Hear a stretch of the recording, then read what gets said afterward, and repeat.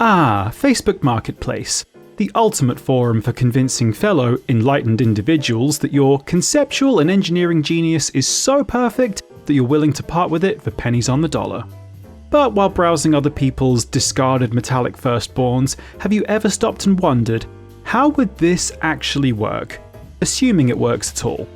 Well, today I'm building some of these monstrosities in the totally accurate, highly advanced supercomputer program known as Simple Planes 2, which I enjoy so much at this point I am fused to my computer like the Master from Fallout. And once completed, I will subject the Six Wheel Discord members to the Sisyphean task of attempting to race them.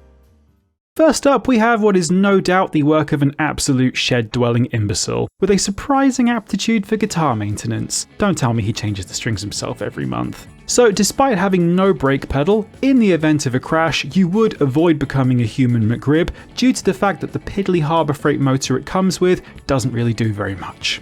Luckily, I already have a pretty good shopping cart model that I built back in pre-release. I even used a calculator. Let's strip off all the extra pieces and then scale it to 0.5x using a prototype Python program that I'm developing because we still do not have a master scale function in SP2.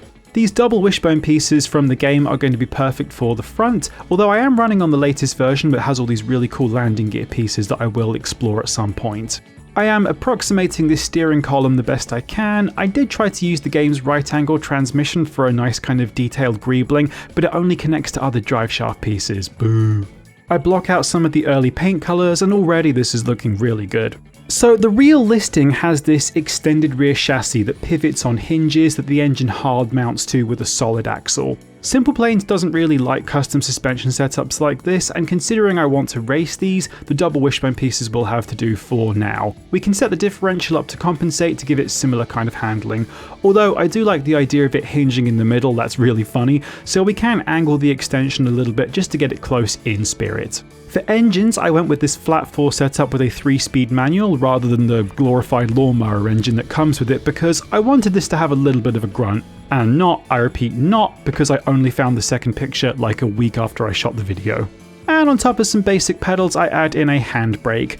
I'm really trying to focus on using these control bases from now on rather than the legacy rotators because these are really cool and the old rotators are definitely not. By default, the handbrake setup is very on-off, so I deep dived into the parts overload menu and found that by adjusting this damper it can pull really nice and smooth despite being a button input. And combined with a countersteer variable on the steering wheel, it really does make this cockpit nice and immersive. Now for the paint, I'm going to show you all the tricks I use to add depth and detail to my models by making them look kind of worn and dirty. This is one of my favourite things to do in SP2. So by using a camouflage pattern and some very minor variants in colour and material settings, you can create this rough metallic look with some hints of dirt and rust. The same goes for the tyres too. You can't apply decals directly to them, so you can texture them to do most of the work for the dirt and dust. For decals, I like to go big, low opacity and give the angles a little bit of an offset. And I just do up the dark parts. And this thing looks absolutely great. It really resembles the source picture, although I think I did improve it by giving it a more fun engine and the all-important addition of some brakes. It's really fun to drive too, it's like a 3-litre F1 car from the 60s. Very easy to guide the front wheels where you want them to go, and then you can hold the car with the pedals, even when driven on WASD or a controller, and the top speed's nice and manageable and satisfyingly tops out. But the real question is, how does it race? So I tasked the members of the Six Wheel Discord to join me, and this ensued. Oh no, I'm at the front.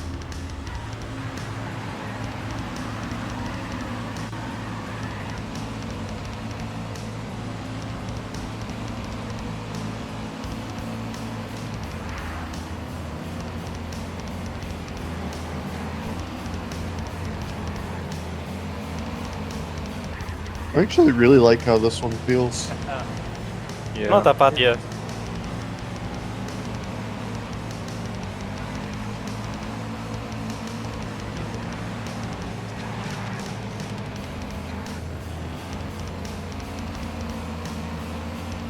Very well. No!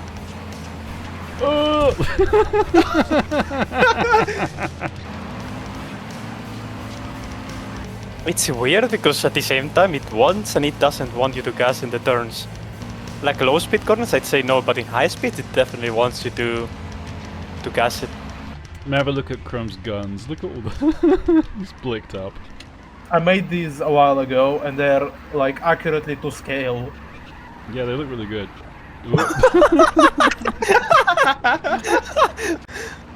So, what are we going to give this one out of 10? 15 out of 10. I give it a 9. Okay, up next we have this monstrosity. Apparently these are a real thing and somewhat common in America, and I'm sure they're keeping emergency dentists busy all across the country. What could be more comforting than a high center of gravity, no suspension, and a rotating razor-sharp mass right next to your head? Are these supposed to fly? Do they go on the ground? Probably neither, but I'm going to make it a ground vehicle today, essentially a go-kart but powered by a fan. So I start off by building the cage. I like to do this quickly with trimmed hollow fuselage pieces because it keeps the part count down nice and low, which will help perform in multiplayer way better.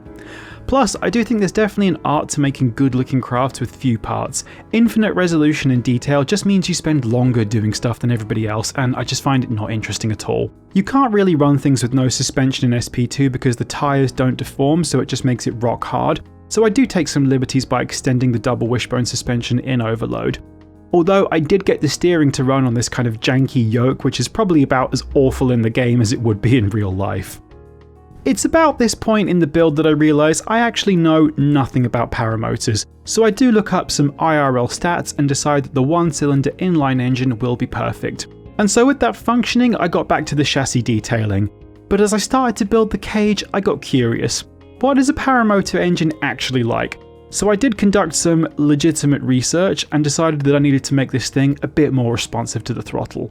Given that all SP2 engines seemingly share only one flywheel, which is sourced from a cargo ship, I had to do a bit of overload trickery, making the engine size unreasonably small, then manually setting its RPM and power, and then size scaling the part back up to being a realistic size and weight. And now, ring ding ding.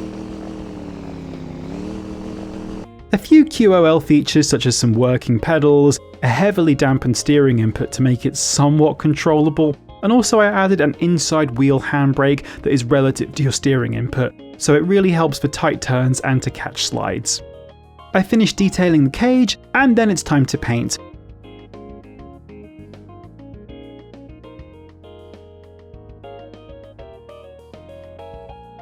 I went just with vibes on this one, got a nice approximation from the source photo, didn't spend too long.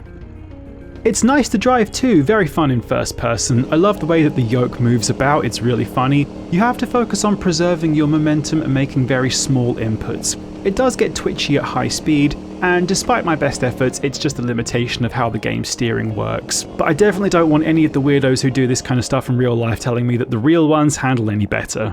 Now let's see what happens when you put 10 of them together on one racetrack. This does not seem like a good idea. Watch out, turn 1 is quite tight. How good are the brakes? They're good. Oh no, I just killed him. Oh, sorry. Yeah, amazing. Why you hit me? Noticing you need to like break 3 business days before the corner. I crashed into Abraham Lincoln.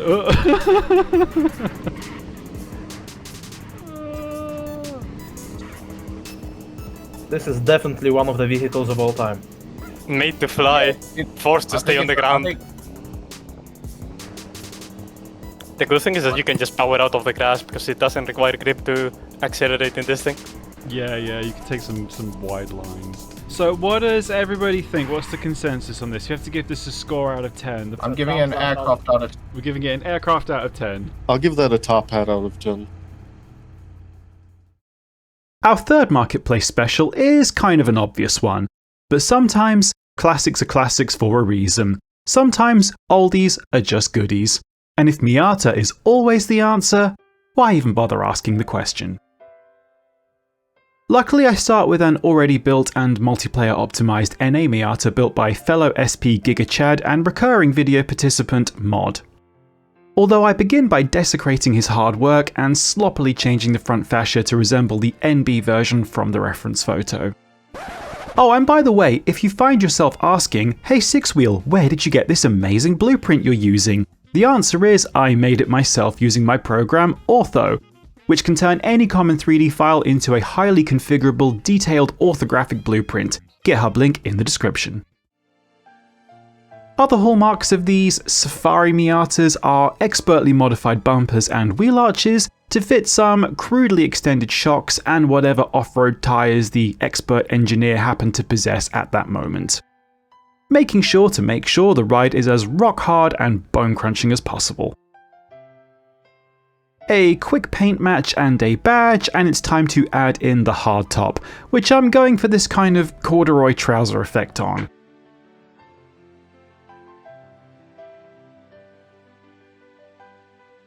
A quick, ineffectual spoiler.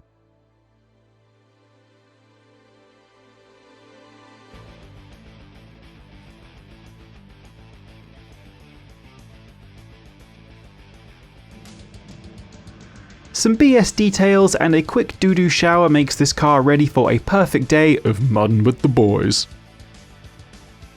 Now let's see what the council think. Oh my god, this is going to be so cursed. I did do research, and apparently these things are pretty stiff and pretty bouncy.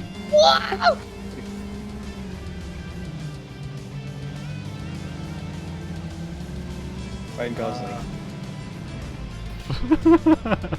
I just got torpedoed. How did I manage to do a front flip in a straight line? This is the bounciest car I've driven in this game. Oh, I did a front flip. 6-wheel. I don't think in the future, in good faith, I can give you any more of my cars. Well, you haven't even seen the bad one yet. Just drive this carefully.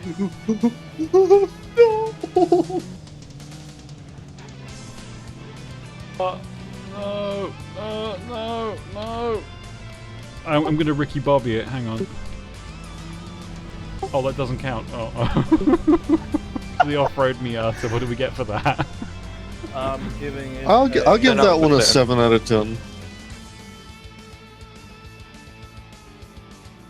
But wait, Mr. President, there's been a second Miata. America is under attack. I have the worst car of the day, one I made very shortly before the video started. Yes, officer, it's stock. Here.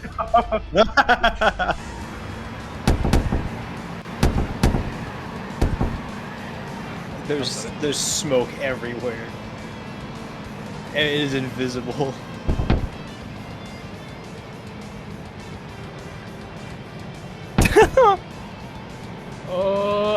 It's fun. Go through this. Oh Calm. my god. I just need to be calm. What can we get out of 10 for the yes, officer, it's stock? You only get 1.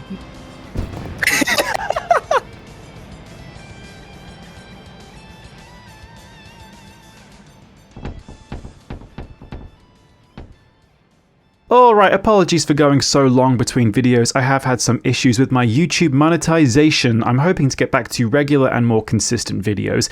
If you like this, please do partake in your engagement activity of choice. Till next time.